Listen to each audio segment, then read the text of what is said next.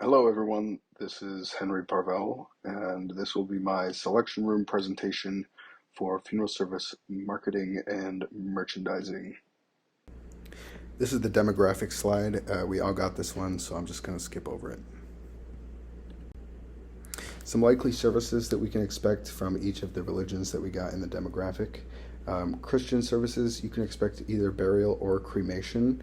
You can expect a visitation and a memorial service or church gathering, and be aware of any merchandise that's available, such as prayer cards and memorial folders for that service. For Jewish funerals, you can expect an immediate burial. It's to happen within 24 hours after death. The ceremonial washing of the body is the tahara, and some merchandise items that you can expect are the tachrahim, which is the traditional burial shroud, and the aron, which is the unornamented plain wood casket. For the Islamic religion, again, you can expect an immediate burial within 24 hours after death. The ceremonial washing here is the ghusl, and all bodies are to be facing the Holy Land of Mecca when they are buried, and cremation is not acceptable. For everyone else in this demographic, we can expect pretty basic services.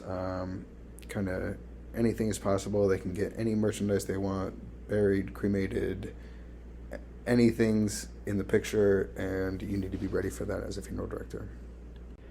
I decided to go with a mix of fixed multiple and increasing graduated recovery for pricing. I think that fixed multiple is good for smaller items such as keepsake urns and cremation jewelry and stationery and that sort of thing, but then increasing graduated recovery is good for larger items such as caskets and outer burial containers and even urns. I think that when you increase a higher end item by a higher price and a lower end item by a lower price, the consumer will feel like they're getting more for their dollar at that higher price than at a lower price, and it boosts the CVI. For vendors, I decided to keep it domestic. I think that this is important for a couple of reasons. One, for the consumer, they are able to trust that their products are reliably made and are backed up with the laws and regulations of the United States. Especially for businesses as well, for the funeral home, it's important to make these relationships with vendors, and if there was an issue along the way, if an item or merchandise was scratched or anything wasn't quite right, you can hopefully rely on these relationships to fix the issue. If it was international, it just would not be the same. You have to wait for international shipping, and it just takes too long. Some selection room basics that I would like to employ in my selection room. I want it to be an open and welcoming place where you feel comfortable and you're not going to feel stressed out walking in there. I want there to be inviting colors to put your mind at ease and make sure, again, you feel comfortable. For the lighting, I want as much natural light as possible with big open windows and halogen lighting to make up the difference. LED lighting should only be used sparingly for areas and products that need showcasing or you want the consumer to see. I think it's also important to, keep some plants and make sure that it's spotless. Here's an example. This is a arrangement room in Georgia. I really like their use of the big open windows and high ceilings. I'm not so much a fan of the table actually in the middle of the room. I think that it can be kind of stressful for the consumer. Here are those colors. They're supposed to put your mind at ease, and I think it's always important to keep a bouquet of flowers in there just to liven it up. It can get a little bit stuffy. Again, some more basics that I would like to employ. I want it separate from my arrangement room. There should be a general appeal to everyone who walks in there. It should be accommodating to everyone and have everything that every religion or person might need. There should be good flow through the room. It should move naturally, and there should be clear signage for every item. This reduces stupid questions for the funeral director, and also, you want to be proud of that item that you're selling and make the consumer feel like you're not doing anything shady. I'm not so much a fan of themes.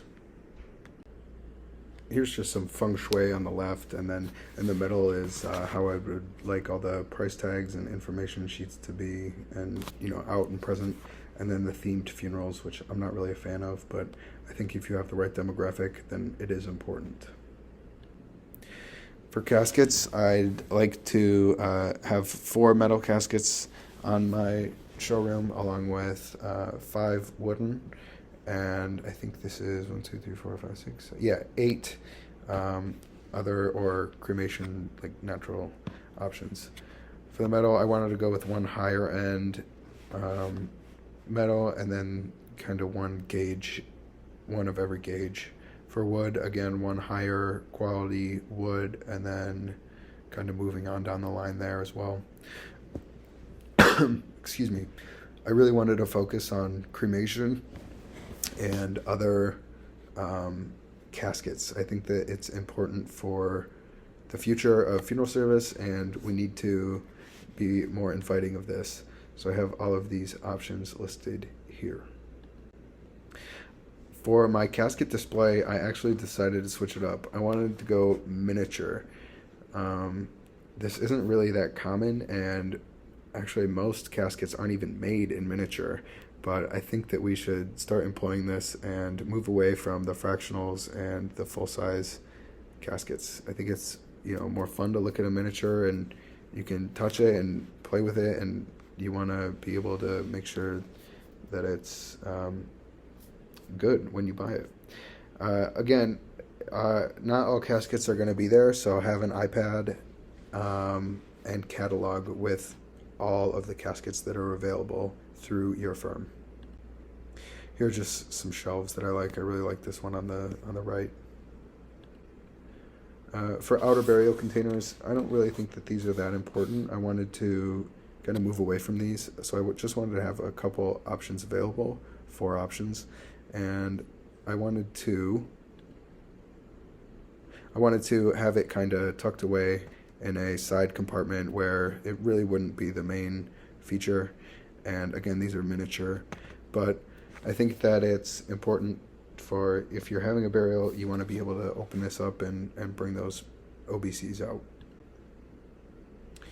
For cremation, I wanted to have just 15 of the most commonly selected urns that people will usually buy.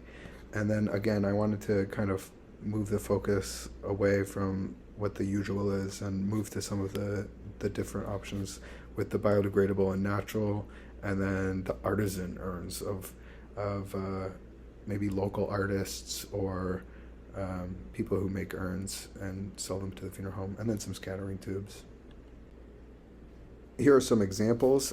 Just a scattering tube, traditional urn there in the middle, one of the artisan urns, and then some natural biodegradable urns. And then in the top left is the shelving that I would like. I want it to be kind of, everything to be separate, but categorized based on what that urn is. So for the cremation smalls, I'm thinking about keeping 10 keepsake urns. Some of them will match the bigger urns, and then some of them will just be totally separate. I want to have a full jewelry display case for the cremation jewelry, make sure that it's well lit and clean, and people can go up and look at it and try it on and be curious about it. And then also have a question item for some of the stranger things that you can do with cremated remains. Some examples here are the miniature urn that matches the big one, the full jewelry case, and then that statement piece, which is the living coral reef thing that you can do with your cremated remains. Some other areas that I need to have in my selection room would be a personalization corner and stationery where you can pick out things for your funeral and casket, and a little section for monuments just so consumers would ask about it, and then some flowers. I think that would probably go next to the stationery. And then definitely a corner for veterans.